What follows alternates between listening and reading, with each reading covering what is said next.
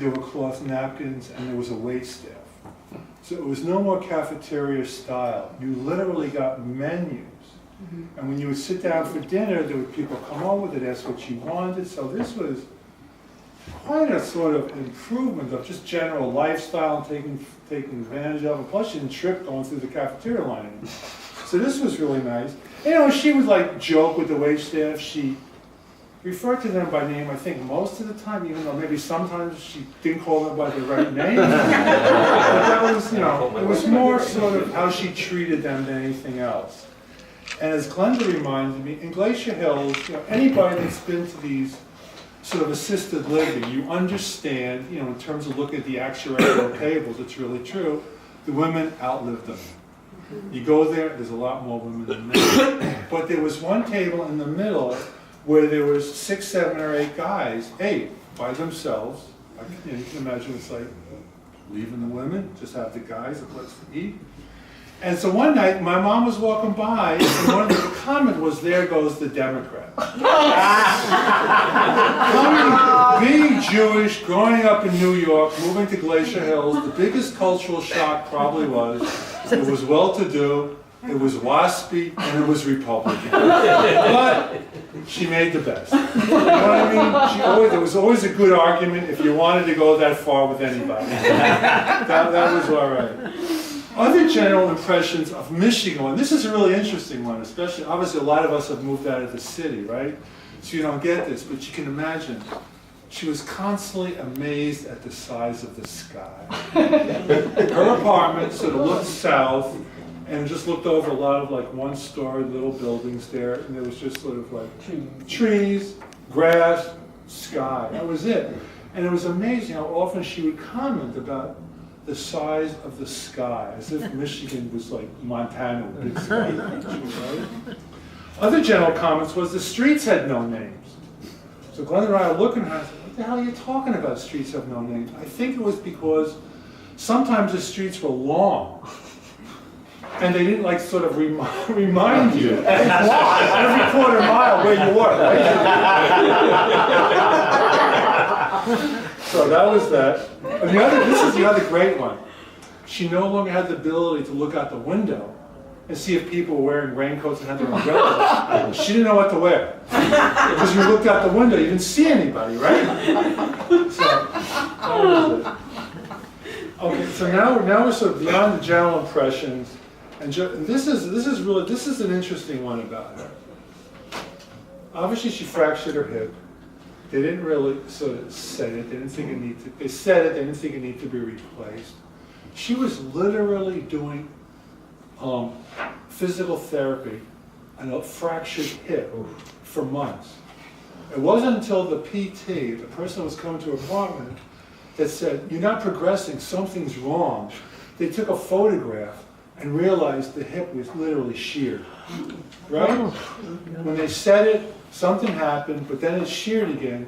So she was walking around, either in the wheelchair or walking around doing PT on a fractured hip for several months before we realized what the problem was. Obviously that summer, we had the operation, had her hip replaced, and then she was in a wheelchair, but she progressed pretty good, and she eventually got to use a cane again.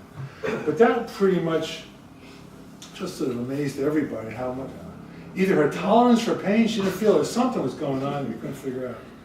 In terms of bridge games, she had sporadic, some were good, some were bad. She didn't like her partners, they didn't look, they invented their own sort of, I'm not sure what you call it, your bidding. Convention.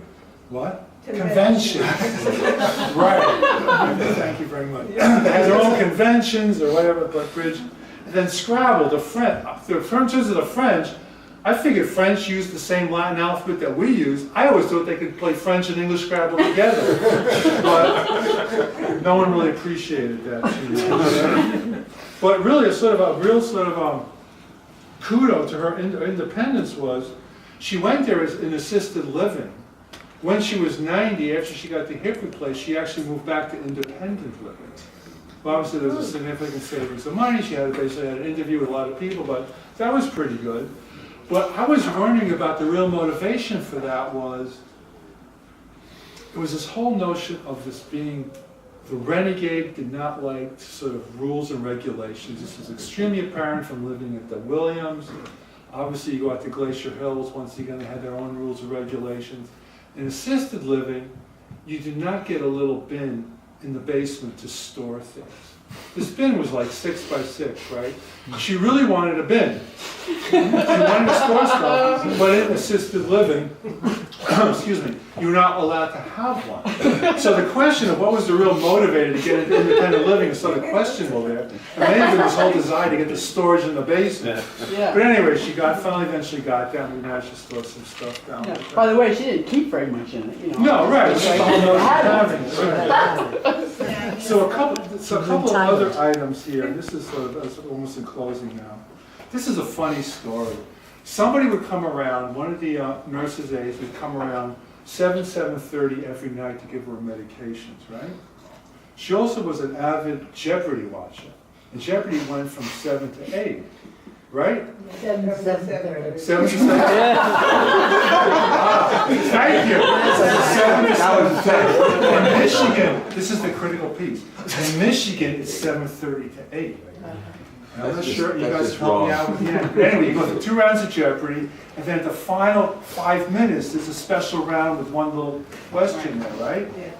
So she's there with the nurse's aide, and they're standing around watching the end of Jeopardy, and they ask the question, and Mom always knows the answer.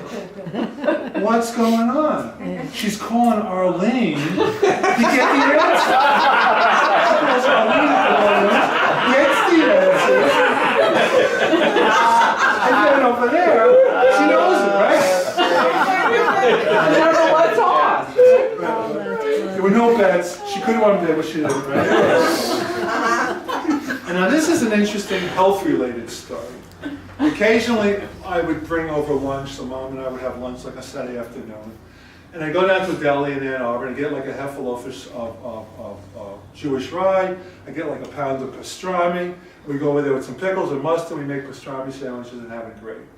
Her comment was, this is everyone that's sort of watching her diet, this is the trick to living at 95 years old. Never buy the lean pastrami, okay? That was the direction. Because now you can buy lean or the other, right? It's healthy. Don't buy the lean pastrami. Right? And almost now we're going toward the end of her life. This was probably the week before I think you came out for a visit, right? Yes. Right? And this was when she would lie in bed. She'd be in a chair. We'd put her in a bed.